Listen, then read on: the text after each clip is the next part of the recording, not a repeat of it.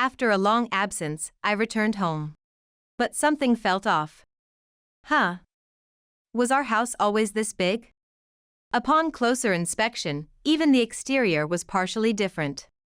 Could this be someone else's house that just looks like mine? But as I looked around, it definitely was where my house should be. Hesitantly, I pressed the doorbell. That's when my husband came out. What's going on? We expanded it into a two-family home. My husband made an unbelievable statement, and then my mother-in-law said, "Looking forward to your payment of $100,000. However, they seem to have forgotten something important. This isn't my house, you know? My name is Heather, a 32-year-old office worker. I've been married to Scott for 3 years. We met through work, as I was in charge of handling my company's transactions with Scott's company. He was very diligent and serious about his work, and I always had a good impression of him whenever we worked together. It seems he took a liking to me too, and one day, he invited me out to dinner. I've always been curious about you, Heather." "Really?" "Yes, but since we're business partners, I thought it would be awkward to say anything inappropriate, so I couldn't say it easily. I felt the same about you, Scott." "Wow. Really?" He blushed immensely. His surprised and shy expressions were very clear and adorable. He is 2 years younger than me and has a bit of a younger brother vibe. He doesn't show this side of him at work, so the contrast drew me in even more. We went to dinner, just the two of us, and he tried to keep the conversation lively with various stories. His efforts were also quite charming. I gradually fell for him more and more. After that, we began to see each other privately and started messaging daily. The stickers he used were so cute I ended up buying them too. We continued to date, and he frequently asked me out, clearly showing he really liked me. And of course, I liked him back. It was just a matter of time before we started dating officially. "Well, Heather, will you go out with me? I want to meet you as your boyfriend from now on." "Thank you for saying that. I feel the same." "Wow. I'm happy to hear that." Thus, we started dating. Even after we began our relationship, he was kind, and I had a great time with him. He was truly a wonderful person, planning our dates thoughtfully. We continued our relationship smoothly, and before we knew it, a year and a half had passed.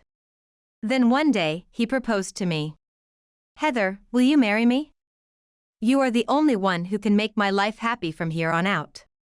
I was surprised by the sudden proposal, but I was very happy. "With pleasure, if it's okay with you." "Are you sure?" "Yeah, I've been thinking about marrying you, Scott." Yay! He was incredibly happy, and his adorable reaction warmed my heart. We then visited each other's parents to introduce ourselves.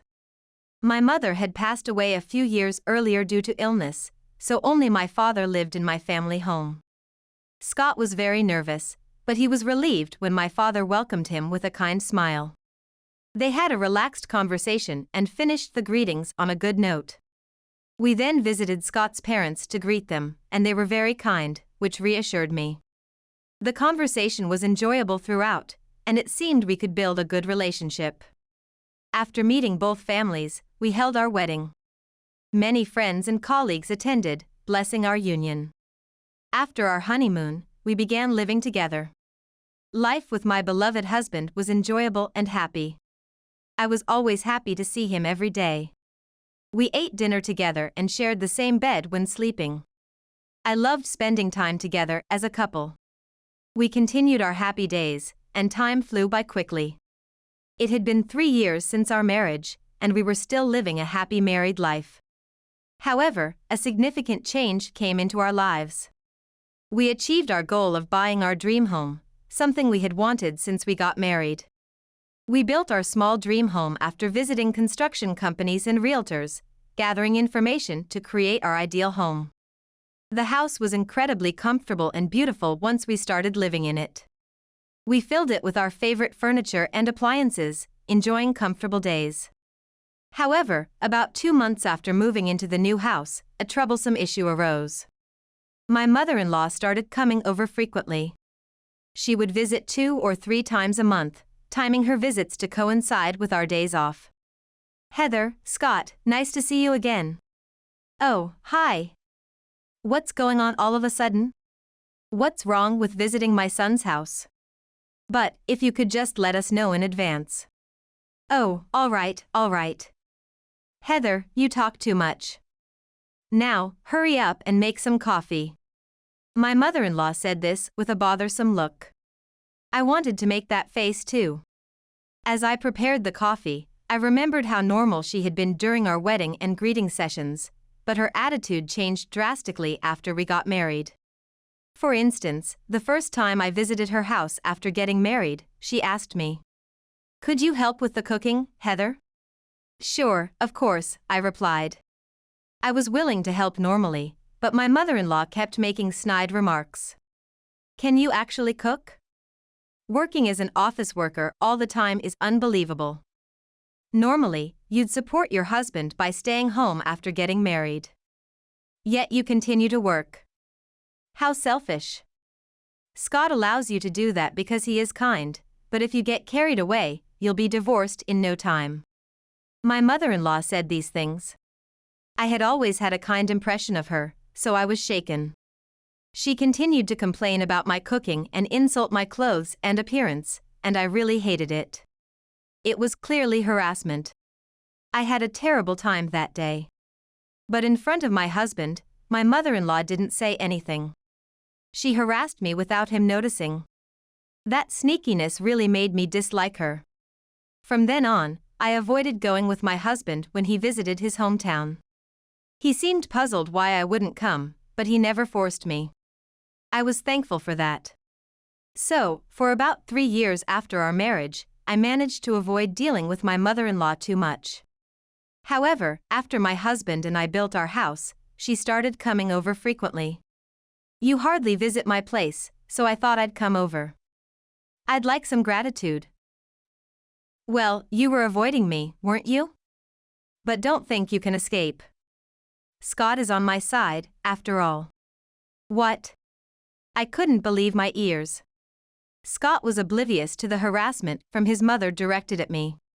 It was just that he hadn't noticed. That didn't mean he was siding with her. But perhaps he was aware after all.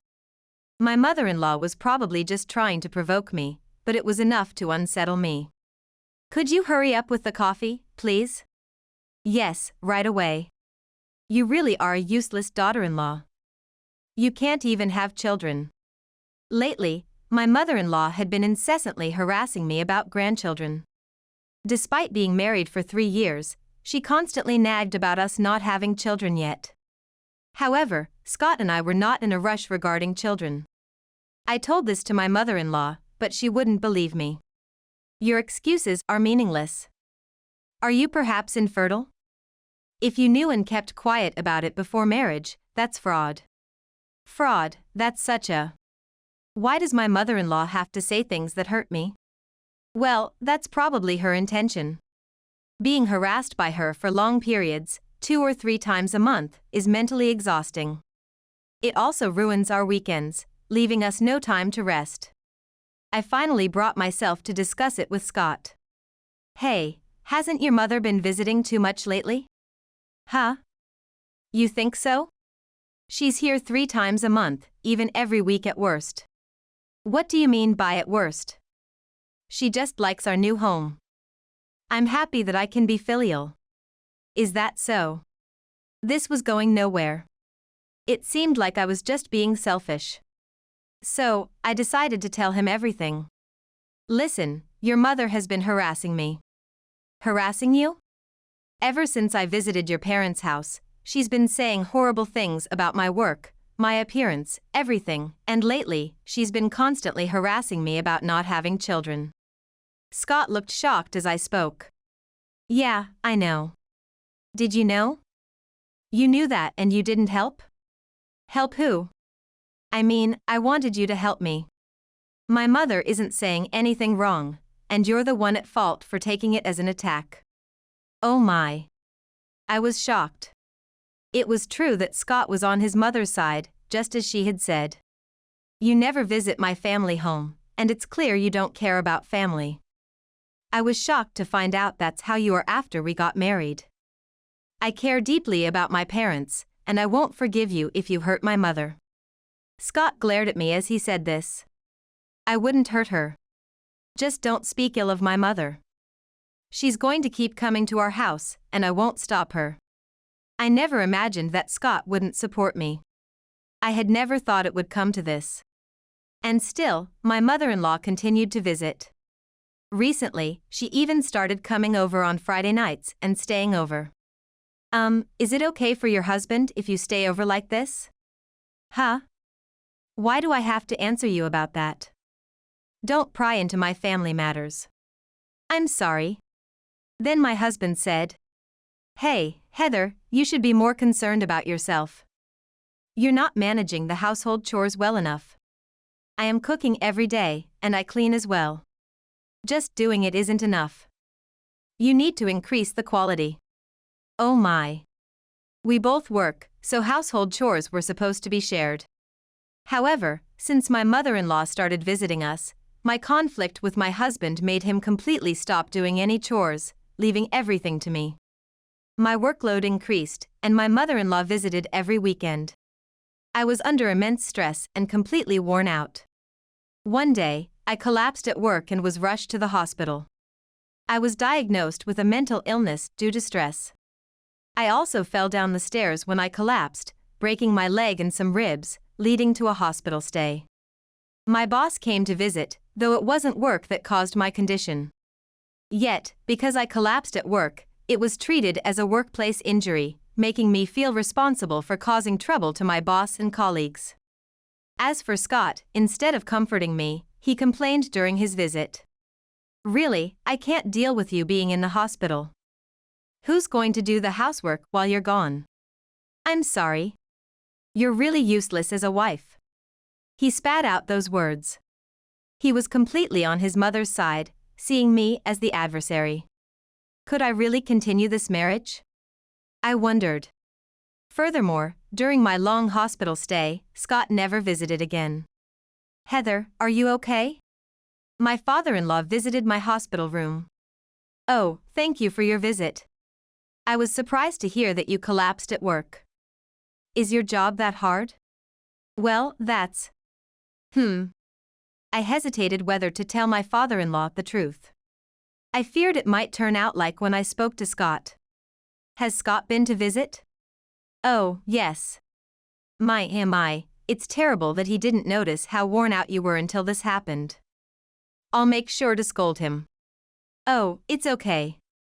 It's my fault for keeping quiet. Why was I still defending Scott? As I blamed myself, my father-in-law gazed at me intently. What happened? I asked. Are you hiding something, Heather? Huh? Well, it's fine if you don't want to talk about it. But if something's up, let me know. Yes. I appreciated my father-in-law's words. If things really went south, I could consider confiding in him. With that thought, I continued my hospital stay. After about 3 months, I was finally discharged. I gathered my belongings and left the hospital, heading home. I knew I had to sort things out with Scott, but I still wanted to rest at home. The hospital room was comfortable, but I longed to live in the home I had built. I got into a taxi and gave the driver my address. About 30 minutes later, I arrived home. It had been a while since I was home, but something seemed off. Huh? Was our house always this big? Upon closer inspection, even the exterior was partially different. Could this be someone else's house that just looks like mine? But as I looked around, it definitely was where my house should be. Hesitantly, I pressed the doorbell. That's when Scott came out. Huh? You were discharged today? Scott's appearance confirmed this was my house. I immediately confronted him. What's going on? Why does the house look different? We expanded it into a 2-family home. What? His unbelievable statement, and then my mother-in-law showed up at the entrance. Oh, you're discharged? It would have been nice if you stayed in the hospital a bit longer though. They just finished this house yesterday. I wanted to spend some parent-child time with Scott. What do you mean? I wasn't informed about turning it into a two-family home. There was no need to tell you. From now on, you'll just work as our family's maid. What? Then my mother-in-law said. Looking forward to your payment of $100,000. Wait, $100,000? That's how much the expansion cost. Your salary isn't much, but you have quite a savings, right? I thought we'd make good use of it. It's your house, so the homeowner, which is you, should be the one to pay. Unbelievable. How can they say such selfish things? But they seem to have forgotten something crucial. This isn't my house, you know? Huh? What are you talking about? You put down the deposit from your savings, didn't you? True, but the house is in your name. You insisted that you had to put it under your name because otherwise you couldn't introduce the house to your parents. You were bragging about that, remember? Oh. Scott seemed to finally remember. Huh, is that true? Scott, you said we could make her pay for the renovations because she's the homeowner. Well, I also thought the homeowner was her. Regardless of the homeowner, whoever renovated the house should be the one to pay, right? So I don't have any obligation to pay. What? Well, since you were trying to push everything onto me, I can't continue this marriage. You mean, a divorce? Yes, that's right. What about the $100,000 payment? Well, you and your mother can figure out how to pay it. Scott, no choice then. Cut ties with such a woman who can't even bear children and find a new wife. Have your father pay for the renovations. Yeah, that makes sense. Unfortunately, that won't be possible. Huh? Why not? I turned to my mother-in-law and said, I informed your husband of this matter via messenger, and he seems to be divorcing you. He was too appalled to say anything else. That can't be. Are you lying? It's terrible that you did this behind your husband's back. He must be shocked, right? Apparently, he was also fed up with your spending habits. You should probably go home and talk things over right away. As I said this, my mother-in-law hurriedly went back to her home, and I, seeing my husband's face turn pale, packed my bags and returned to my parents' house. Although Scott said he didn't want a divorce, I was able to divorce him with the help of the lawyer. Afterwards, Scott and his mother decided to live together in that house but had to sell it because they couldn't pay for the renovations. However, since there was still a mortgage on the house, selling it only led to them taking on debt. Currently, they live in a shabby apartment, struggling to pay off their debts. My mother-in-law, who has never worked, is berated daily at her part-time job. Scott's salary mostly goes towards the payments, leaving him to lead a poor life. As for me, I've returned to live with my father, focusing on work. For now, I'm aiming to save money and cherish the time with my father, living peacefully. If I can get a long weekend off, I plan to go on a trip with him.